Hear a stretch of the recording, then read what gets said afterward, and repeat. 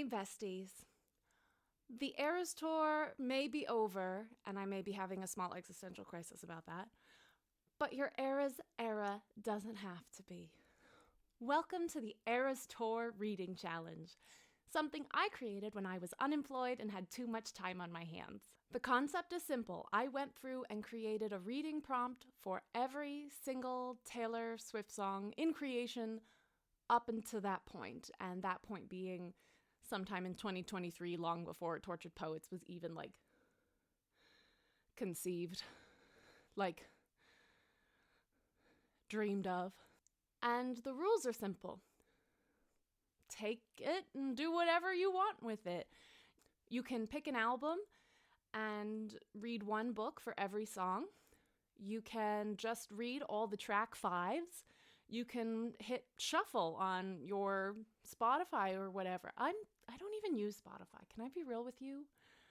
I'm a weirdo. I don't use Spotify. Anyways, and just see what song comes up, and that can help you choose your next read if you're an aggressive kind of mood reader or just don't know what to read next. I have been personally reading just as I normally read, and then when I finish a book, I go to my Eras Tour challenge and see which prompt the book fills. And I have been rewarding myself every time I complete an album set, an era set. So every time I have at least one song from each album, I give myself a little reward, which may or may not be buying more books. So when it comes to reading challenges, I love them. I love the ones they do at the library, summer reading challenges, all of that. But I struggle when the reading challenges don't already suit the books I own, because we all know just how many books your girl has sitting in her house unread. So I try to make the prompts really easy to suit a lot of books while also challenging you to read different genres and forms that you may not always be familiar with. So I thought I would just go through and really randomly give you one book for each era and explain why I chose it for that era and which song prompts it suits as we go through each of the prompts I made. So without further ado, welcome to the Eras Tour Reading Challenge. So kicking things off with Debut, her first album, self-titled album, came out when she was, 16, I believe. Taylor wrote this. So some of the songs on here she wrote when she was 13 or 12, which is insane. As of when I'm filming this, which is just before the last weekend of the Eras Tour, she has not yet announced Debut Taylor's version. I don't think she'll announce Reputation Taylor's version and Debut at the same time, but we'll see. So the book I chose for Debut is actually a classic. I chose Emma. And I chose Emma for the prompt. The way I chose these books was literally I put my playlists on shuffle and just whichever song from each album was the first to come up this morning. That's the one I picked. So for this one, I got Mary's Song, which absolute classic. If you know, you know. And it's the prompt is set in a small town. And I feel a lot of people read small town romances these days. One of the most popular ones lately has been the Pumpkin Spice Cafe all over TikTok. I read it. It was good. It was fine. It was whatever.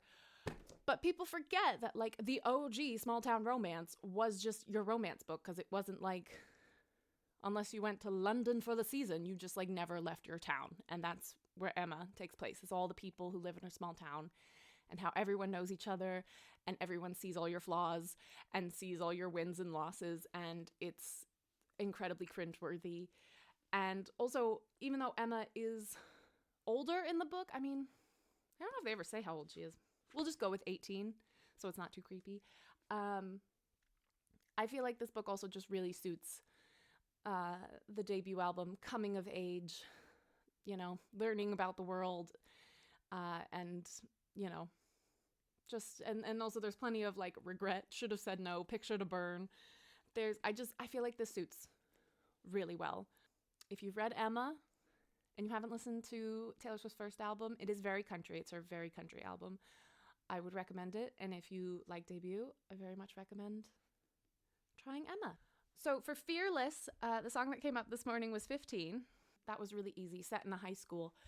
And the first book that came up was one that I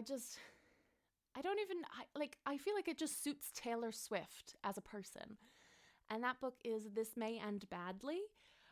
which I read as a library book, so I don't have a copy. Support your libraries, please. And it takes place at a high school. It's like a private high school, boarding school. There's like a girls' school and a boys' school, and they're like rivals, and there's pranks, and there's fake dating. But I just feel all the vibes from the sisterhood to the secrets to just so many things. I feel like this book could fit so many Eras Tour proms. I feel like it's just a Taylor Swift vibe for a book. It's great. Please read. For Speak Now, her third album, very enchanted and very... Speaking of, actually, side note, Meg Cabot of, she wrote Princess Diaries fame and all of that. She recently had a book out called Enchanted to Meet You with a purple cover, and it was all witchy, and I was like, ooh, Taylor Swift, okay, vibes, I'm here. We've got very Speak Now. Do not read it. Do not read it. I quit on page 47 when Meg Cabot unironically had a woman say, "Not all men," when we were discussing how they oppress women and burn witches at the stake. Like, Meg Cabot, what happened to you? Girl, what happened? There were a lot of other things wrong with that book. I could get into it, but I won't. But just as a side note, take Taylor Swift themed titles with suspicion. Be suspicious. Anyways, so for Speak Now, the prompt that came up this morning was Superman, Someone is Flying. And the first book that came to mind was actually someone who's flying like an acrobat. So again, this could really fit a lot of different Taylor Swift prompts. I feel like Karma, flying like an acrobat, whatever. And also, this book is just very immersive and very Eras-esque in its just, it goes so hard with the theme, and it's so magical and unexpected. I feel like a lot of Swifties would like this.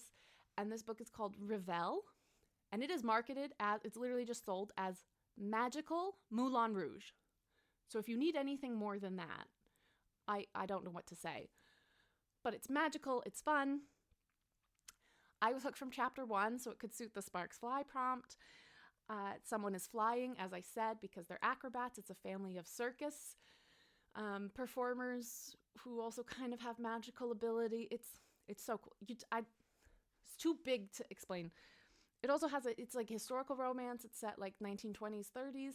And also in regards to timeless, it has like some time traveling aspect. Like, it's just... There's so much. It's like a Taylor Swift album. There's so much that you don't know if it's going to work, but it all works so well together. So deeply thematic, such incredible settings, just, the revelry. I mean, that's what's Revel. Like the drinking and the this and the, and it's just a party. It's such a Swift book. It's a Swiftie book. For Red, the song that came on this morning is The Lucky One, which is perfect because there's this one book that I knew I had to talk about for the Eras Tour. And I just wait. And I couldn't decide where to put it. So this worked. I was like, I'll put it here. And that book is Sing, which if you can't tell from the cover, it is low-key Taylor Swift fan fiction. I found this book in a W.H. Smith, which if you've never been to the UK, picture like a Staples meets a Barnes & Noble with a post office. So they have some books, they have a lot of like stationery, and sometimes they have a post office. But I found this in their clearance section for $1 or £1. And I was like, well, obviously sold, done, easy. And it was so good. Like, I have never heard of this book. I've never heard of this author, but it was so good. It essentially takes place in Taylor's Red era, and it's like, pop star music, and she just went through this huge breakup. You've got the red lips. I mean, it's the Red era, and it really addresses like how being famous can really suck. But the most incredible part of this, the insane part of this book is that it predicts folklore. Like, in the book, she starts writing an album about people who are not her. It's like stories, including like a house that's like on the New England coast. Like, it's amazing. And it was just really fun. There's romance, but there's also just like I just feel like this really captured the spirit of how fans feel about Taylor without being too like weirdly invasive into her life or stuff. It was just using her as loose inspiration and really fun. And I really like the ending. I think Taylor would like this one. Switching colors for 1989, even though these are my midnight glasses. They say best believe, still be jeweled. Anyways, the song that came on this morning was Slut, which if you've never heard that song, it was one of the most unexpected, I mean, for me, it was such a delight. I love that song. Everyone thought it was going to be like a rage-filled, like, if you call me a slut, like, I'm coming for you, like, precursor to Reputation. It's one of the vault tracks on 1989. And instead, it's like a beautiful love song. And like one of the lines is like, I'll pay the price you won't, as in like, she'll get called a slut, but he won't. It's beautiful. It's brilliant. And so my prompt for that was a book that just wasn't what you thought it would be. It's just really unexpected in what it is. And for that one, I chose a book I haven't quite finished yet, which might be a little cheating, but I felt like it was one I definitely had to include on this list. And that is The Breakup Tour. Now, this book is just unashamedly marketed as Taylor Swift fan fiction, to the point where the authors went to the Eras Tour, brought a copy of their book with them, and took promotional photographs at the Eras Tour of their book. Now, personally, that felt a little shady to me, using Taylor to market your story. Like, it's one thing to be like, oh, I was inspired by this idea, and then just to be like, it's Taylor Swift fan fiction. I mean, they sent artwork as promotional part, and like,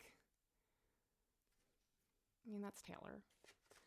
So I had mixed feelings going in, but having started reading it, I still have mixed feelings, because I went in and I was expecting like a repeat of this book, and this one was really good, again, by unknown author. I didn't know, but these two I did know, and I'm not thrilled by it. I'm not impressed. I mean, it very much is the 1989 era of like, once again, continuing the theme of like, fame is hard, fame is difficult, especially when you're aggressively thrust into the spotlight in proportions you could have never imagined, which continuously happens to Taylor Swift somehow, like again and again.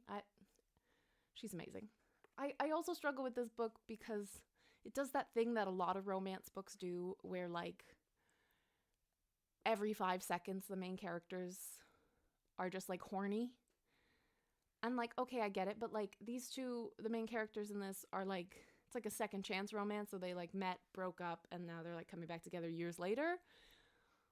And like, you don't have any other memories of them, like just fond memories. Like all you can think about is the spicy times.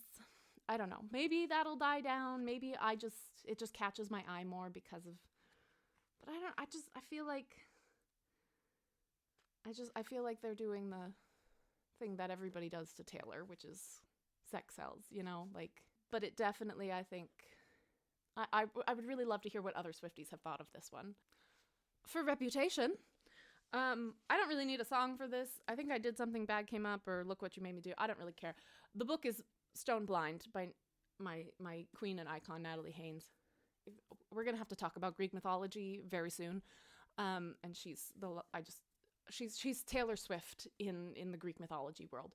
But anyways, this is her retelling of Medusa. This is the only retelling of Medusa that you want. I mean, there are others. I haven't read them. They might be just as good. Full disclosure, but I just love her. I'm biased. And what is more Reputation than Medusa? I mean, the snakes, the being blamed for something you didn't do. Like, I'm stunned Taylor doesn't have a song that name drops Medusa. Maybe on the vault tracks, we'll see. But like, this is the Reputation book. I also just want everyone to read this book. Please. Medusa's awesome. I love her. I have a lot to say. We'll do a whole thing on Greek mythology later, but this is the Reputation book.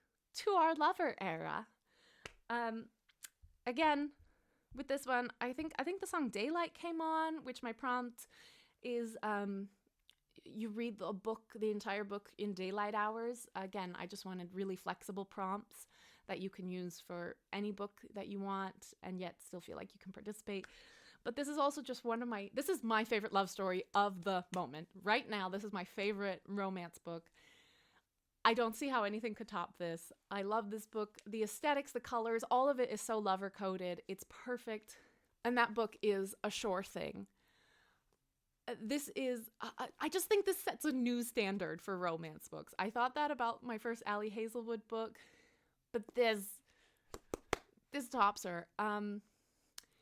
It's it's a Victorian romance novel. As you can see, it takes place in Cornwall, so like a lot of beach scenery, a lot of summer, a lot of just all the there's rainbows, like the cover, like the hot pink, like it's so Lover.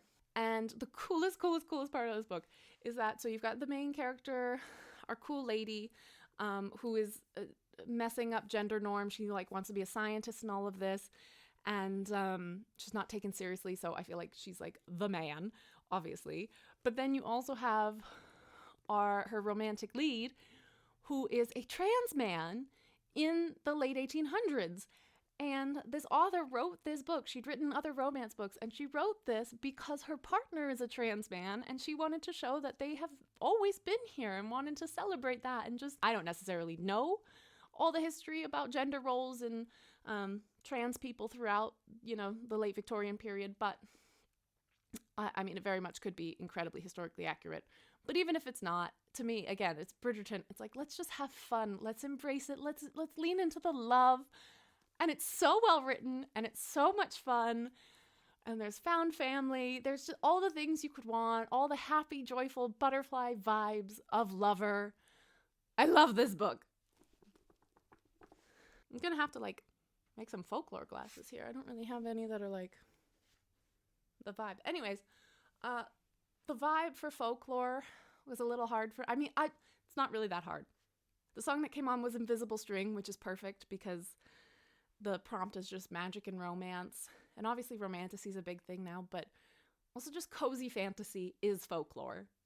So if you have any cozy fantasy book, I feel like it's perfect for a folklore read. But I chose Something Close to Magic, which was my first cozy fantasy read, which had been recommended by The Novel Neighbor, which is a indie bookstore that I follow in St. Louis that I've never been to, but I really want to go to just because they all just seem so awesome there and it's so cool. And so they recommended it, so I had to read it. And it's just cozy and fun. There's magic, there's baking, there's a quirky prince who maybe isn't the most, he doesn't have like all his stuff together, which is also like a very pandemic album vibe. None of us had our stuff together. I just feel like this really captures the vibes of folklore, and it's a lovely book. There's romance, there's magic. It's cute, it's lovely. I want to eat this book. Like, it's just like, I want to take a bite out of it. It's so sweet and delicious. That was weird. Sorry, guys. I told you, I'm having some struggles mentally and existentially with the Eras Tour being over. It's just like, it was so fun to have something every weekend to just look forward to and just be like, oh, I can just watch like 20 minutes of Taylor this weekend. Or like you wake up on Monday morning and you're like, what were the surprise songs last night? And just like fun moments and funny, errors, the Errors Tour, and just sharing all that with just a huge online community, people on the internet, whether you were there or there via live stream, or it's just been, it's been like 2 years of just love. Taylor had originally planned Loverfest before the pandemic canceled that, so like a Lover Festival. But to me, that's what the Eras Tour became. It's just a love fest. It was just nonstop girlhood and kindness and love. And I'm going to miss that. I know it's like, carry that into the next thing. Yeah, okay, Taylor. But like, I just want to watch you every weekend, Taylor. Anyways, Evermore. Evermore is one of the most, we all know. If you know, you know. It's one of the most like underrated albums, even by Taylor herself. It always kind of gets overshadowed by folklore, but Evermore is like, it's darker and it's grittier, and it like, the knife cuts are deeper. It's not all like fun and magic and whimsical fairies. It is like, you are like part of the earth. Like the trees are eating you alive, and it's awesome. If you're not a Swiftie, I don't know that any of this is going to make sense to you. The song that came on this morning was Willow, and I love my prompt for this, which is set in the 90s in any century, because in the song Willow, there's a line that says, I come back stronger than a 90s trend. And I think it's really fun, come back stronger than a 90s trend, but it's the 1790s in our book. which is The Scarlet Pimpernel. And if you didn't know, 1790s is hardcore revolutionary France, which may not be the most Evermore-ish book, but I love it, and I wanted to share it. And I mean, I also think this is a very Taylor Swift-coded book. It has romance, it has the revolution going on, but then it has like subverting the revolution going on. There's like complexities in who's the real villain here, who's the real hero, at least in modern context. I don't really know how this book was received at the time, because it's about a guy who rescues people from the guillotine. So like, while I would love to see rich people face the consequences for selfish, greedy decisions that they make that affect other people, not necessarily a guillotine consequence, but you know what I mean. They also at the time were like children and just anyone closely related to the aristocracy and anyone who disagreed with them, no fair trial. Like, obviously there was a lot wrong. And so the Scarlet Pimpernel would come in and help rescue people. And he also gives really Sherlock Holmes vibes to me, just as like this really quirky hero, incredibly smart. So it kind of gives Cowboy Like Me vibes, where it's like the book was like another book, like to, you know, I very much recommend this to anyone who likes Sherlock Holmes. I really recommend it to anyone. It's fun, it's different. If you know who the Scarlet Pimpernel is, keep it to yourself, because that was my other thing about this book. I didn't know who the Scarlet Pimpernel was. And she got me. She got me so good. Like, I figured it out before, like, the big ending reveal. But when I figured it out, it was so late in the game. I did not see it coming. I was so impressed. Which is also, like, the vibe of Evermore, because, like, nobody saw a second surprise album coming. I love you, Taylor. That was a great day. It was, like, a really hard day. And then she was like, surprise! Thanks, girl. Love you forever. Not that you'll watch this, but... And Midnights. Now, for Midnights, I chose a book. I struggled because the vibe of Midnights is very city and very nighttime. Well, actually, this really works. Huh. I was like, oh, but it doesn't really, but... No, that's 100% the vibe of this last book. Anyways, I specifically picked it because the vigilante shit just left your jaw on the floor. The first time we all heard that song, we were... And saw the live performance. Like, insane, amazing. And that's how I felt about this book. At first, I was a little like, I don't know. But by the end, jaw was on the floor. I loved it. It had some really deep cuts. Obsessed with it. It is very prose heavy. So I found the audiobook really helpful because that like keeps it moving even when it feels like sometimes it can be a little slow. Anywho, the book I chose is These Violent Delights by Chloe Gong, who I met and absolutely freaked out. I was a little overwhelmed to meet her, and she was a little overwhelmed by my overwhelmedness. But anyways, this is a retelling of Romeo and Juliet, and it has a second book, and then it has like other books connected to it that are even more Shakespeare retell. She's just so cool. But the gist of it is Romeo and Juliet retelling rival like mafia crime families in 1920s Shanghai. Most scenes happen at night, so very midnights. And I also love, because I was looking to see just how many prompts each of these books fill, for my song Dear Reader, right, which is a song, again, another super underrated song that I wish we all talked about more, but maybe we can't talk about it. Anyways, is a really cool dedication. And this one is for you, dearest reader. Like, come on. Taylor Swift coded. She's also a big Swiftie. All the best authors are big Swifties. As I said, it can be rather dense, but it's really good and really worth it. And the audiobooks are super great and super helpful for like processing. I actually love the book so much I had to go out and buy a paperback version because I wanted to annotate it. So you can see I went in and annotated all the bits that I love. Chloe Gong completely changed my perspective on Romeo and Juliet. through this book and like through her discussions about this, which is also like such a Taylor Swift thing. I mean, one of her first big hits was rewriting Romeo and Juliet. So once again, an incredibly Taylor Swift coded book.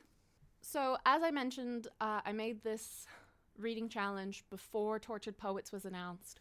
I have since, I think, went in and added Tortured Poet prompts, but I think I made them even more personal and like attuned to me. So I don't know. But anyways, if you want a Tortured Poet prompt, the prompt is poetry. There you go. But I do have a book recommendation for that you are all going to be blown away by, because I sure was. And that book is Invisible String, 113 Poets Respond to Taylor Swift. So these are poets, and I mean big name poets. Jojo Harjo, one of our national poet laureates, right, writes a poem in this book. Like, these are the big names in poetry, all writing poems in response to Taylor Swift songs. So they just pick a song or an era or just anything. You just know that these are, I literally got this in the mail today, so I don't really know everything about it, but I just know that I am so excited about it. So I have some exploring to do for this book, but I mean, just, oh my God. Oh my God, this is brilliant. Oh my God, Pulitzer Prize winners. I literally just got, like, I opened the box before I started filming this. And it says, "Let the decoding begin." So I'm kind of hoping not only is that a reference to the song Tortured Poets Department, but I'm hoping that's like them encouraging you to figure out which songs and eras where the Taylor Swift references are in these poems. If you wanted Tortured Poets, here you go. All of them, 113 of them. So I hope you enjoyed this drive-by tour of the Eras Tour. If you've made it this far, drop some colorful hearts in the comments, because literally any color but orange is a Taylor Swift album at the moment.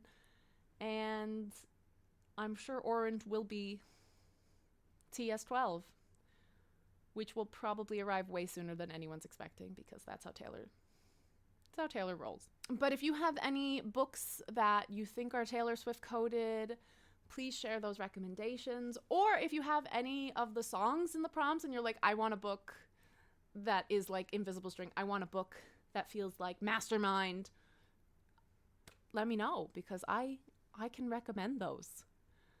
I dedicate my time to that kind of stuff. Anyways, thank you, and thank you again to my Lord and Savior, Taylor Swift, wherever you are, north, south, whatever. It does feel like she's always watching over me, though. She's always looking out for me, always takes care of me, always knows what I need. That's my girl. And I love her forever. So long, Eras Tour. I'll be fine.